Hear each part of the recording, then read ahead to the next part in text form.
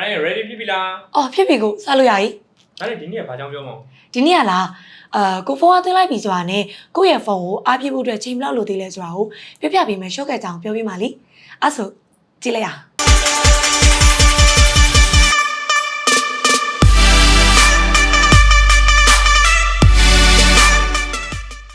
အေးဆုံးနေနဲ့ Ryan တို့က Shortcut Gallery ဆိုတဲ့ website လေးတွေကိုတစ်ချက်ဝင်လိုက်ပါမယ်ပြီဆိုရင်တော့ idea မှာ Ryan တို့ဘာကိုရွေးမလဲဆိုတော့ charging time လေးကိုတစ်ချက်ပေါ့နော် Ryan တို့ရွေးလိုက်ပါပြီဆိုရင်တော့ Ryan တို့က cat shortcut ကိုတစ်ချက်နှိပ်လိုက်မယ်အဲ့ဒါပြီးသွားပြီဆိုလို့ရှိရင်တော့ add shortcut လေးကိုတစ်ချက်နှိပ်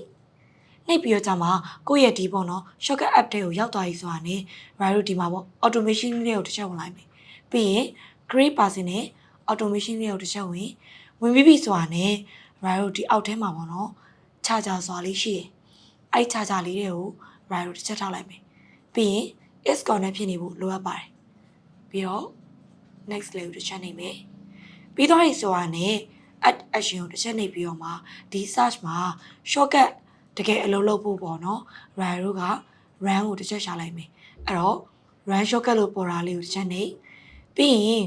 ဒီ shortcut နေရာမှာ Ryan တို့ဘာရေးမလဲဆိုတော့ဆောနာနောက Ryan တို့ဒီ shortcut ထားတဲ့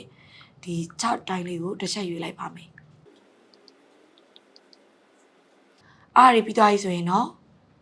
next ကိုတစ်ချက်နှိပ်ပြီးရင် as before running ကို Ryan တို့ပိတ်ပေးရပါမယ်ပြီးရင်တော့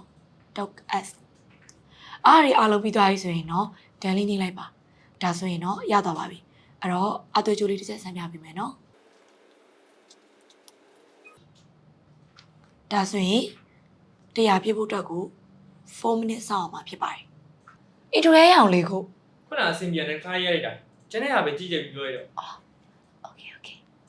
ဒီညလေးနဲ့ကိုဖုန်းအားပြဖို့အတွက်အချိန်ဘယ်လောက်လိုသေးလဲဆိုတာကိုကြည့်လို့ရတဲ့အတွက်ကြောင့်မလို့တော်တော်မိုက်တဲ့ visa လေးပါပဲဒီလိုမျိုး discount review လေးကိုကြည့်မှကြည့်နေဆိုရင်တော့ Ryan တို့ရဲ့ 1 minute discount channel လေးကို subscribe လုပ်တာမမေးနိုင်ဘူးเนาะနောက်လာမယ့် iOS review တွေမှာ iPhone user တွေအတွက်တကယ်အသုံးဝင်မဲ့ feature တွေပြန်လာခဲ့ပါမယ်